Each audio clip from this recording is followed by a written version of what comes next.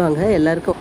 இப்போ வந்து வரலட்சுமி பூஜைக்கு அரிசி குடத்தில் போட்டு பூஜை பண்ணுறதுக்கு வச்சுருந்தால அந்த அரிசியை தான் வந்து இப்போ நான் கிருஷ்ண ஜெயந்திக்கு சீடை செய்கிறதுக்காக எடுத்தேன். அதை வந்து இனிப்பு சீடை செஞ்ச அந்த அரிசியில் அதை எப்படி செய்யலான்னு பார்க்கலாம் வாங்க. அது வந்து மொத்தமாக ஒரு 1.25 டம்ளர் இருந்துச்சு. ஃபுல்லாக போட்டது 1.5 டம்ளர் கிட்ட இருந்துச்சு. அதை வந்து நல்லா கழுவிட்டு அது ஒரு பாத்திரத்தில் போட்டு நல்லா அளந்து எடுத்துட்டு நல்லா கழுவிட்டு ஒரு 2 மணி நேரத்துக்கிட்ட ஊற வச்சுக்கலாம். அதனால் நல்லா கழுவிட்டு மூடி வச்சிடலாம். மூடி வச்சுட்டு நல்லா ஊறின பிறகு அது தண்ணியை வடிகட்டிட்டு ஒரு டவல் விரித்து அதை கொஞ்ச நேரம் ஃபேன் காற்றுல உணர போட்டுட்டு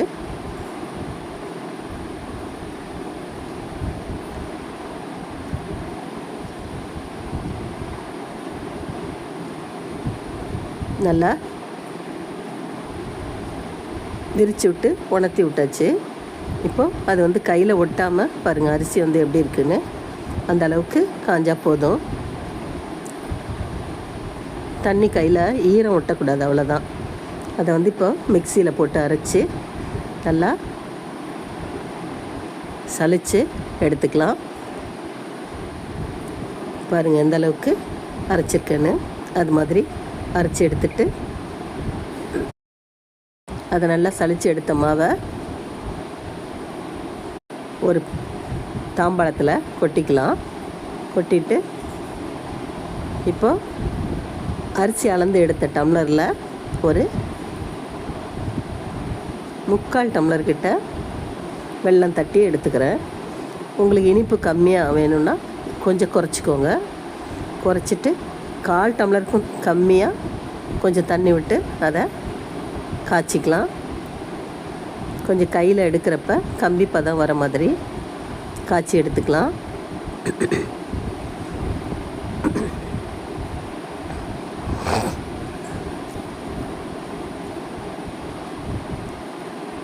காய்ச்சும் போதே ஏலக்காய் பொடியும் அதில் போட்டுருங்க. நான் லாஸ்ட்டாக போட்டேன்.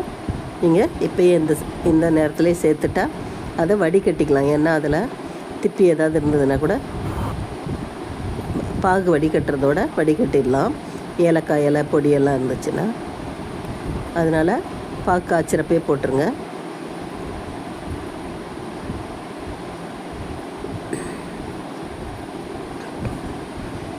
நான் வந்து லாஸ்ட்டாக இருக்கிற அந்த பாகில் தான் போட்டு வடிகட்டினேன்.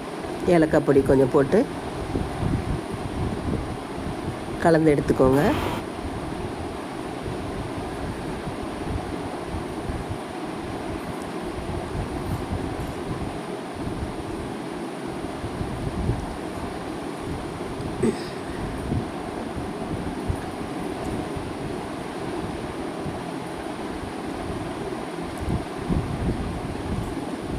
ரொம்ப தண்ணி ஊற்றுனீங்கன்னா மாவுலையும் ஈரமாக இருக்கிறனால தண்ணி ஆயிரும் சொதன்னு. அதனால் தண்ணி நிறையா ஊற்றிடாதீங்க வெல்லத்துக்கு. நல்லா காய்ச்சிட்டு கம்பி பதம் வந்த பிறகு எடுத்து அதில் ஊற்றுனீங்கன்னா கரெக்டாக இருக்கும். நல்லா மொறுமொறுன்னு இருக்கும். ரொம்ப கடுகடுன்னு இல்லாமல் மொறுமொறுன்னு சூப்பராக இருக்கும். அதுக்கு வந்து ஒரு டேபிள் ஸ்பூன் எள்ளு சேர்த்துக்கோங்க. அதை பொரித்து எடுத்துட்டு அந்த கடாயிலேயே ஒரு 2 டேபிள் ஸ்பூன் கிட்ட நல்லா பொரியட்டும். நல்லா பொரிஞ்ச உடனே எடுத்து மாவில் கொட்டிக்கலாம். அவ்வளோதான், பொரிஞ்சிருச்சு. எடுத்து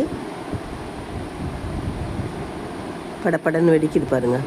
இப்போ எடுத்து மாவில் சேர்த்துட்டு இப்போ வந்து ஒரு 2 டேபிள் ஸ்பூன் கிட்ட தேங்காய் துருவல் நான் சேர்க்குறேன். நீங்கள் இன்னொரு ஸ்பூன் கூட வேணாலும் போட்டுக்கலாம், ஒன்றும் ஆகாது. போட்டு நல்லா டேஸ்ட்டாக இருக்கும். அப்போ தான் லைட்டாக அந்த ஈரப்பதம் போகிற அளவுக்கு வறுத்துட்டு மாவில் சேர்த்துக்கோங்க. சேர்த்துட்டு ஒரு 2 ஸ்பூன் நெய் விட்டு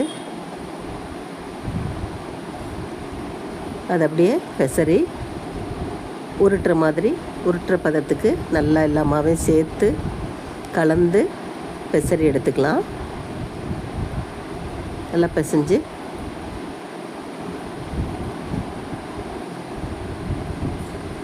பிசைஞ்சிட்டு அதை நல்லா உருட்டி வச்சுக்கோங்க. உருட்டி வச்சுட்டு நான் அப்படியே ஒரே கையில் உருட்டி போட்டுட்டேன். நீங்கள் உருட்டி வச்சுக்கிட்டிங்கன்னா நல்லாயிருக்கும். ஒரு பேப்பரை விரிச்சோ ஒரு துணியை விரிச்சோ உருட்டி போட்டுக்கோங்க. எடுத்து எண்ணெய் நல்லா காய வச்சுட்டு கொஞ்சம் காஞ்ச பிறகு உருண்டை அதில் சேர்த்துக்கலாம். எண்ணெய் நல்லா காயட்டும்.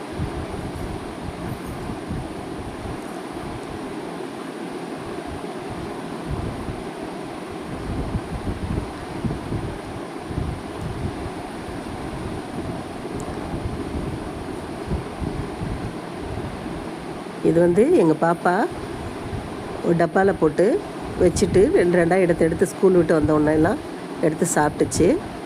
அது மாதிரி குழந்தைங்களுக்கு கொடுத்திங்கன்னா விரும்பி சாப்பிடுவாங்க. செஞ்சு வச்சுக்கிட்டிங்கன்னா கிருஷ்ண ஜெயந்திக்கு மட்டும் இல்லை, ஈவினிங் ஸ்நாக்ஸாக பிள்ளைங்களுக்கு செஞ்சு கொடுக்கலாம். நம்ம உருட்டி இப்போ எண்ணெய் காஞ்ச உடனே அதில் போட்டுட்டு அடுப்பை குறைச்சி வச்சுருங்க. ரொம்ப ஹையில் வைக்காதீங்க.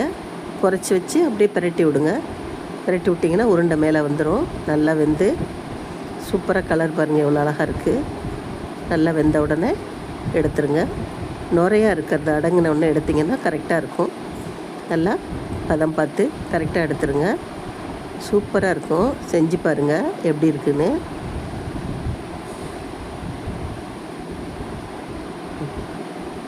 அவ்வளோதான், நல்லா வெந்துருச்சு. வெந்த உடனே எடுத்துக்கலாம். செஞ்சு பிள்ளைங்களுக்கு கொடுங்க. சாப்பிட்டு பாருங்கள். எனக்கு கமெண்ட்ஸ் பண்ணுங்கள். நல்ல மொறுமொறுன்னு சூப்பராக இருந்தது. ரொம்ப நன்றி.